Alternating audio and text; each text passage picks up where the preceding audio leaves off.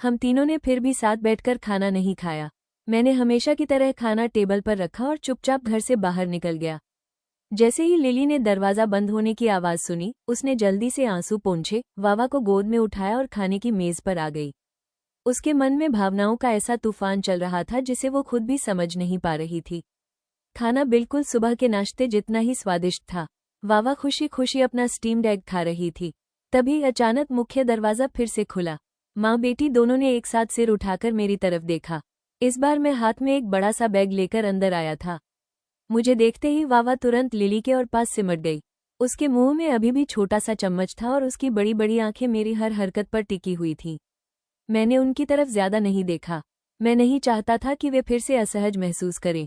मैंने बैग सोफे पर रखा और धीरे से कहा, मैं तुम्हारे लिए दवा लाया हूँ, चोटों पर जरूर लगा लेना। और वावा के लिए भी एक छोटा सा तोहफा लाया हूँ।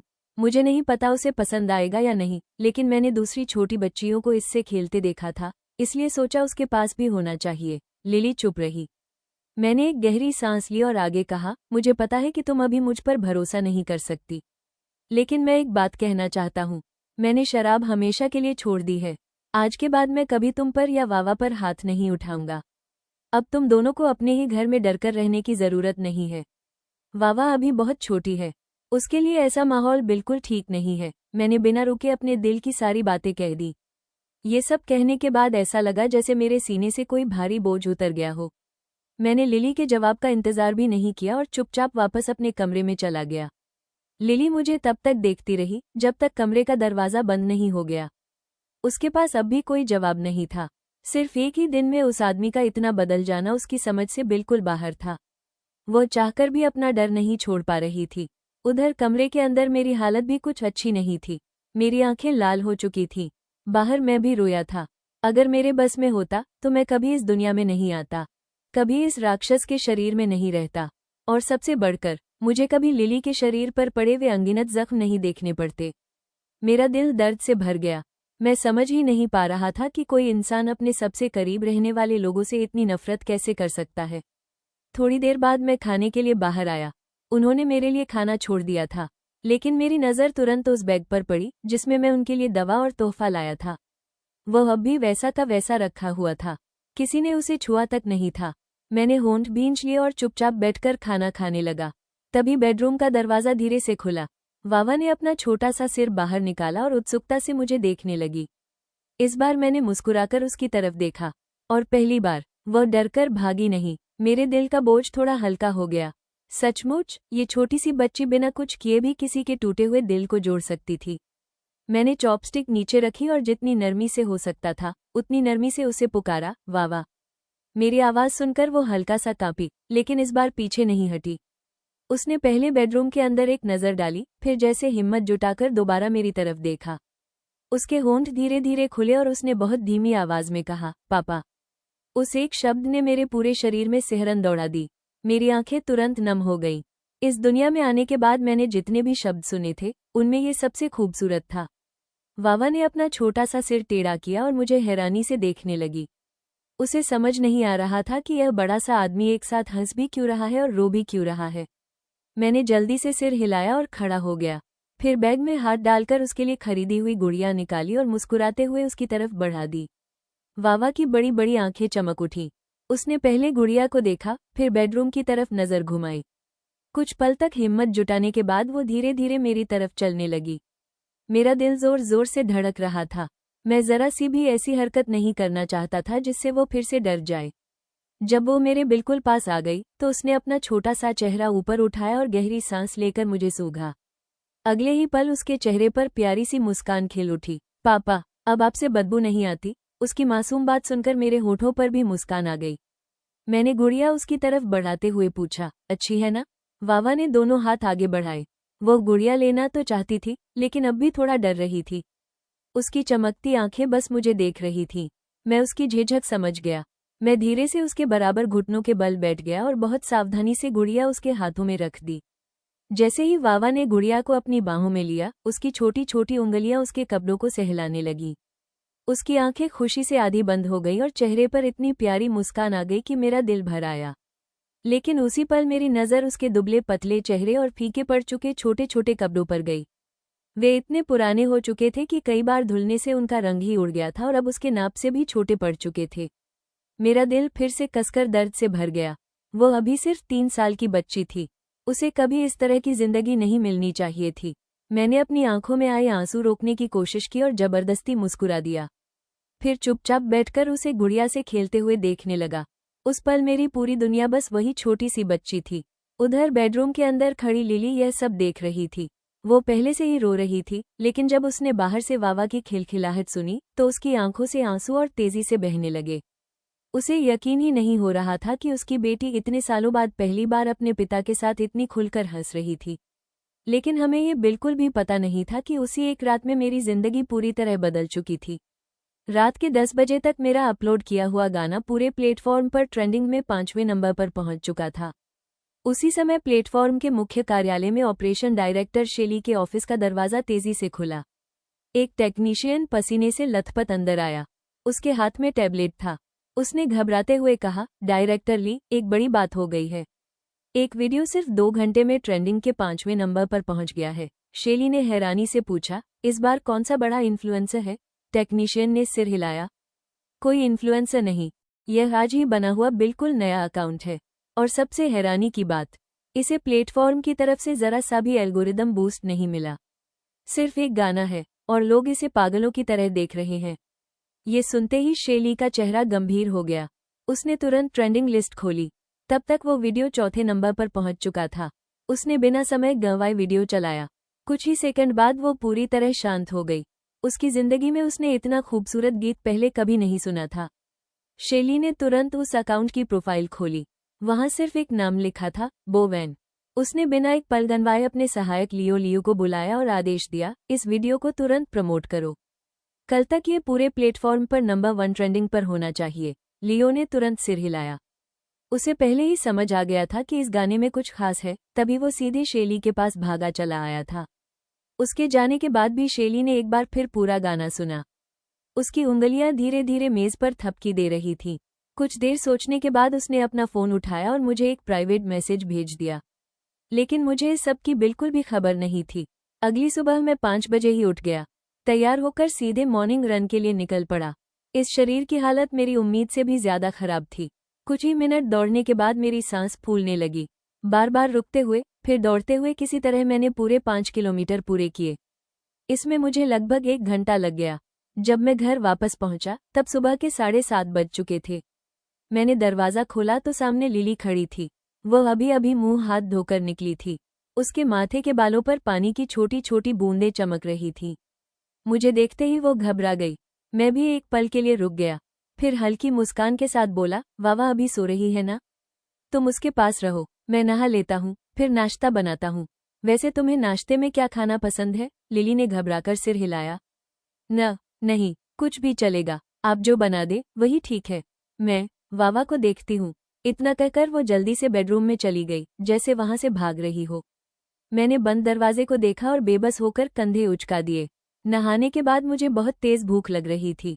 ऊपर से इस शरीर को शराब की लत भी सताने लगी थी। मैंने बार बार गर्म पानी पिया ताकि शराब की तलब पर काबू पा सकूं और साथ ही नाश्ता बनाना शुरू कर दिया। तभी वावा की नींद खुल गई। वो मेरी दी हुई गुड़िया को सीने से लगाए हुए रसोई के दरवाजे तक आ गई और चुपचाप मुझे देखने लगी।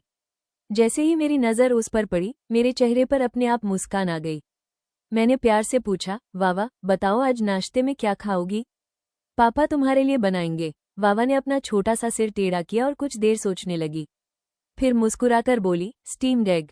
मुझे स्टीम्ड एग बहुत पसंद है। मैंने तुरंत मुस्कुराकर कहा, ठीक है, आज तुम्हारे लिए स्टीम्ड एग ही बनेगा। मैं उसके सिर पर प्यार से हाथ फेरना चाहता था, लेकिन आखिरी पल पर अपना हाथ वापस खींच लिया। मैंने खुद से कहा, जल्दी मत करो, धीरे धीरे, क्योंकि अब वावा धीरे धीरे मुझे अपनाने लगी थी और मेरे लिए यही सबसे बड़ी खुशी थी। उसी खुशी में मेरी सारी थकान, भूख और शराब की तलब जैसे गायब हो गई। मैंने नाश्ता तैयार किया, टेबल पर रखा और हमेशा की तरह खुद साइड वाले कमरे में चला गया, ताकि पहले माँ बेटी आराम से खाना खा सकें।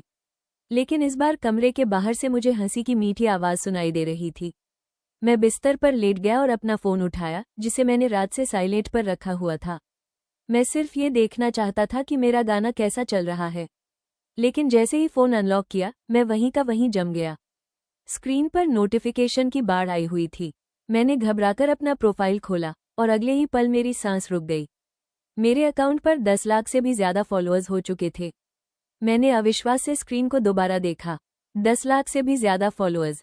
मेरा दिल जोर जोर से धड़कने लगा। मैंने तुरंत अपना वीडियो खोला। उस पर 20 लाख से ज्यादा लाइक्स और लगभग 10 लाख कमेंट्स आ चुके थे। मेरे चेहरे पर मुस्कान अपने आप फैल गई। सिर्फ एक गाना और मैं एक ही रात में मशहूर हो गया था। पूरा कमेंट सेक्शन नए गानों की मांग से भरा पड़ा था। लेकिन असली हैरानी अभी बाकी थी।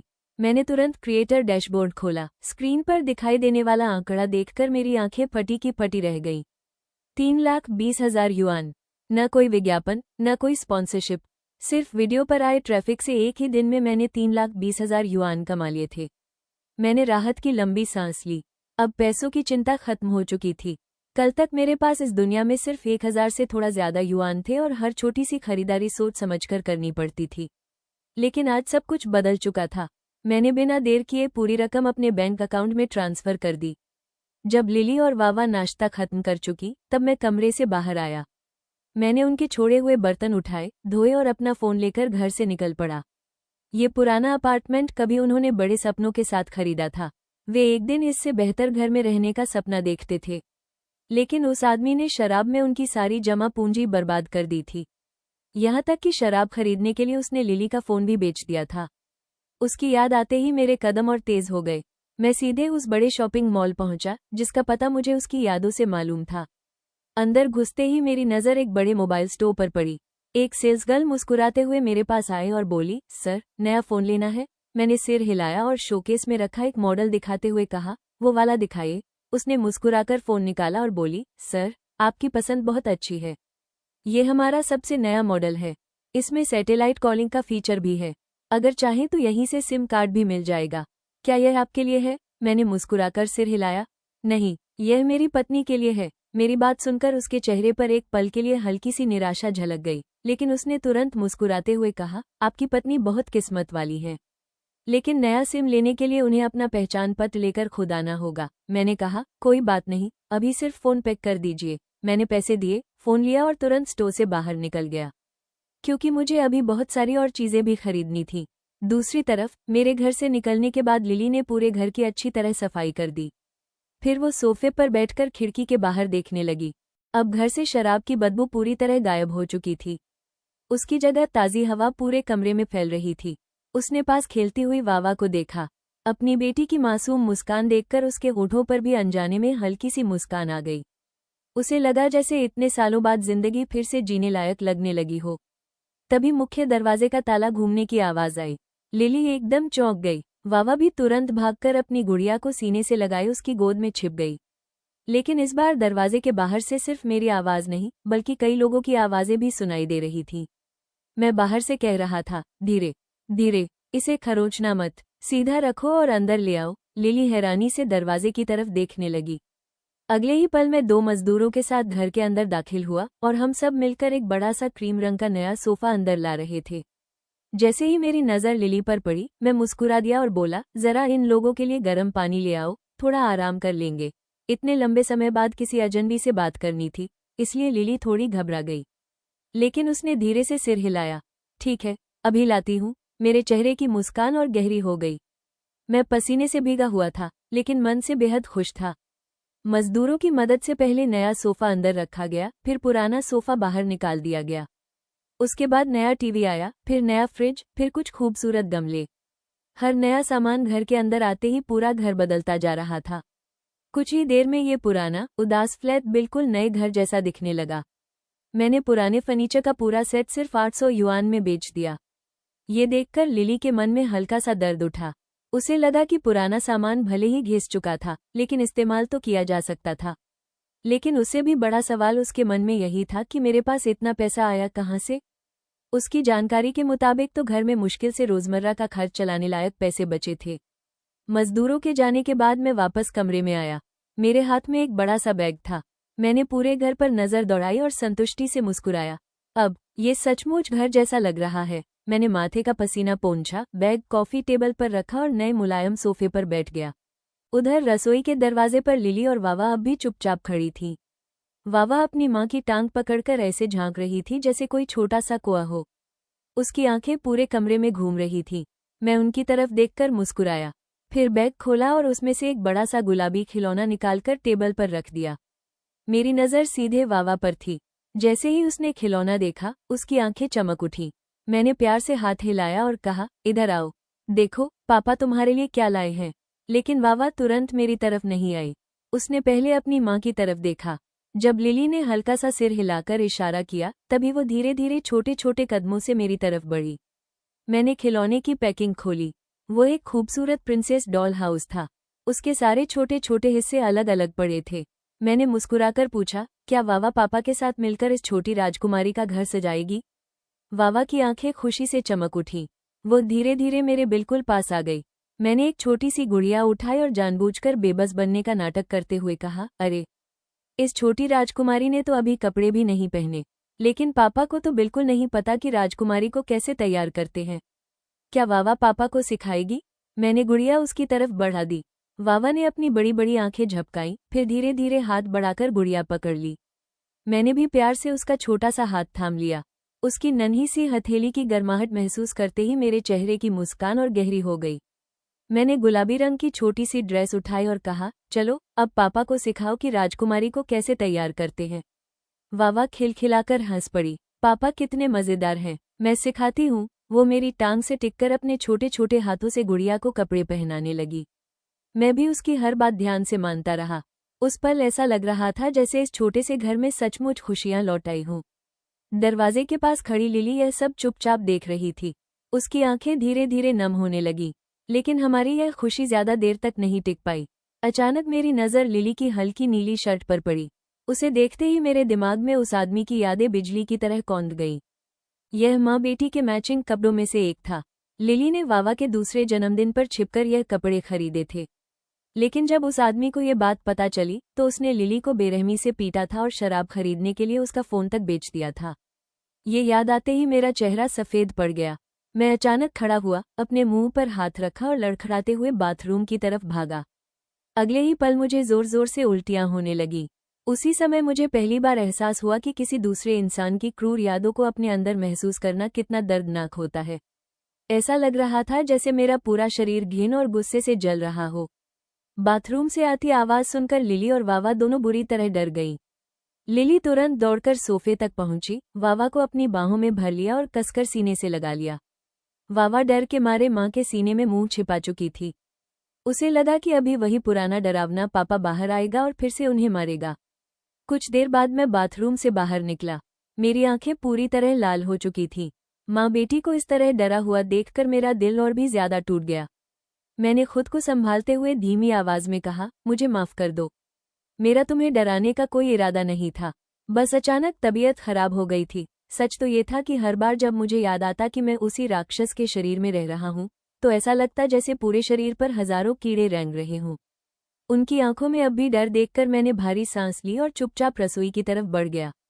मैंने धीमी आवाज में कहा, शायद वावा अभी और खेलना चाहती है। तुम उसके साथ रहो, मैं दोपहर का खाना बना देता हूँ। लिली ने ध्यान से मेरे चेहरे की तरफ देखा। वो चेहरा उसके लिए जाना पहचाना भी था और बिल्कुल अजनबी भी। कुछ पल बाद उसने हल्के से सिर हिला दिया। वह वावा को वापस सोफे पर ले आई। वावा ने डरते डरते मेरी तरफ देखा। जब उसे यकीन हो गया कि मैं अब भी वही शांत और नर्म स्वभाव वाला पापा हूँ, तो उसके चेहरे पर फिर से मुस्कान लौट आई। थोड़ी देर बाद खाना तैयार हो गया। उसकी खुशबू पूरे घर में फैल गई। मैंने हमेशा की तरह खाना टेबल पर रखा और बिना कुछ कहे अपने कमरे में वापस चला गया। लिली चुपचाप मुझे देखती रही। उसके होंठ हिले, जैसे वो कुछ कहना चाहती हो, लेकिन कोई शब्द बाहर नहीं निकला। खाना खाते समय वावा ने चम्मच मुंह में दबाए अपनी माँ से पूछा, मम्मी, पापा अब हमारे साथ बैठकर खाना क्यों नहीं खाते? लिली उस समय अपनी पसंदीदा मसालेदार पोर्क की सब्जी खा रही थी। पहले वाला आदमी तीखा खाना बिल्कुल नहीं खाता था, इसलिए उसने बहुत समय से यह स्वाद नहीं चखा था। बेटी का सवाल सुनकर उसने साइड वाले कमरे की तरफ देखा, फिर मुस्कुराकर बोली, क्योंकि अभी मम्मी और पापा दोनों को थोड़ा समय चाहिए। वावा उसकी बात पूरी तरह समझ नहीं पाई। उसने बस अपनी छोटी सी भौहें सिकोड़ ली। उधर कमरे के अंदर मैं चुपचाप दीवार को देख रहा था। मैं बार बार खुद से कह रहा था कि यह सब मैंने नहीं किया। लेकिन चाहे जितना भी खुद को समझाऊं, उस आदमी के सारे पाप अब मेरे हिस्से की कहानी बन चुके थे। इसलिए मैंने अपना ध्यान हटाने के लिए फिर से फ़ोन उठा लिया। मेरा गाना अब भी पूरे प्लेटफॉर्म पर नंबर 1 ट्रेंड कर रहा था और कमेंट सेक्शन नए गानों की मांग से भरा पड़ा था। तभी बाहर से बर्तनों के धुलने की आवाज़ आई। मैंने फ़ोन नीचे रखा और कमरे से बाहर निकल आया। उन्होंने हमेशा की तरह मेरे लिए खाना छोड़ दिया था। लिली रसोई में खड़ी बर्तन धो रही थी, जबकि वावा नए खिलौनों के साथ सोफे पर खेल रही थी। जैसे ही उसने मुझे कमरे से बाहर आते देखा, इस बार वो पहले की तरह नहीं डरी। मैंने मुस्कुराकर उसके सिर पर बहुत प्यार से हाथ फेरा। फिर मेरी नज़र रसोई में खड़ी लिली पर गई। वो भी उसी समय बाहर आई। मुझे अपनी तरफ देखते ही उसका शरीर फिर से तन गया। उसने घबराकर अपनी शर्ट का किनारा कसकर पकड़ लिया। उसे इस तरह सहमा हुआ देखकर मेरा दिल फिर से भारी हो गया। मैं जानता था कि उसकी शांत और सीधी सादी प्रकृति का ही उस आदमी ने सबसे ज्यादा फायदा उठाया था। मैंने अपने चेहरे की गंभीरता छिपाई, फिर वो नया फ़ोन उठाया जो मैं उसके लिए खरीद कर लाया था और धीरे से टेबल पर रख दिया। मैंने उसकी तरफ देखकर नर्म आवाज में कहा, ये फ़ोन तुम्हारे लिए है। देखो, पसंद आता है या नहीं। और मुझे तुमसे कुछ ज़रूरी बातें भी करनी है। क्या तुम थोड़ी देर बैठ सकती हो? लिली ने धीरे धीरे सिर उठाया। सबसे पहले उसकी नज़र मेरी आंखों से मिली। फिर उसने टेबल पर रखा नया फ़ोन देखा। कुछ पल झिझकने के बाद उसने हल्के से कहा, ठीक है, और धीरे धीरे आकर मेरे सामने बैठ गई। उसने बहुत धीमी आवाज में पूछा, क्या बात करनी थी? लेकिन मैंने उसके सवाल का जवाब देने के बजाय फ़ोन का डिब्बा खोला, नया हल्का नीले रंग का फ़ोन निकाला और जल्दी जल्दी उसे सेट करने लगा। सब कुछ तैयार होने के बाद मैंने फ़ोन उसकी तरफ बढ़ा दिया। यह अब तुम्हारा है। सिम कार्ड तुम्हें अपनी आईडी लेकर खुद लेना होगा। मैंने अपना नंबर पहले से इसमें सेव कर दिया है। अगर मैं कभी घर पर न रहूं, तो बिना झिझक मुझे फ़ोन कर देना। इतना कहकर मैंने जेब से अभी अभी बैंक से निकाले हुए पैसों की एक मोटी गड्डी निकाली और उसके सामने रख दी। अगर आज तुम्हारा कोई और काम नहीं है, तो वावा को बाहर घुमाने ले जाना। हर समय घर में बंद रहना तुम दोनों के लिए अच्छा नहीं है। जो भी ज़रूरी सामान चाहिए, खरीद लेना। खासकर तुम दोनों के कपड़े। अब वे बहुत छोटे हो चुके हैं। और हाँ, एक बैंक अकाउंट भी खुलवा लेना। इतने सारे पैसे नकद रखना सुरक्षित नहीं है। मैं लगातार बोलता चला गया, लेकिन लिली एक भी शब्द नहीं बोली। वो बस मुझे चुपचाप देखती रही। मेरी हर बात सुनते सुनते उसकी आंखें धीरे धीरे लाल हो गईं। मैंने देखा कि उसने अब तक फ़ोन भी हाथ में नहीं लिया था। मैंने हल्की मुस्कान के साथ पूछा, क्या तुम्हें ये पसंद नहीं आया? मुझे लगा इसका रंग तुम्हें अच्छा लगेगा। ये सबसे नया मॉडल है। अगर पसंद नहीं है, तो हम दूसरा ले आएंगे। लिली ने कुछ पल तक मेरी तरफ देखा, फिर बहुत धीमी, कांपती हुई आवाज में बोली, नहीं, मुझे बहुत पसंद है, धन्यवाद। उसकी आवाज इतनी धीमी थी कि जैसे हर शब्द गले में अटक रहा हो। कुछ पल के लिए हमारी नजरें मिली। मैं थोड़ा झेप गया और सबसे पहले मैंने ही अपनी नजरें हटा ली। लेकिन मेरे मन में राहत की एक लहर दौड़ गई।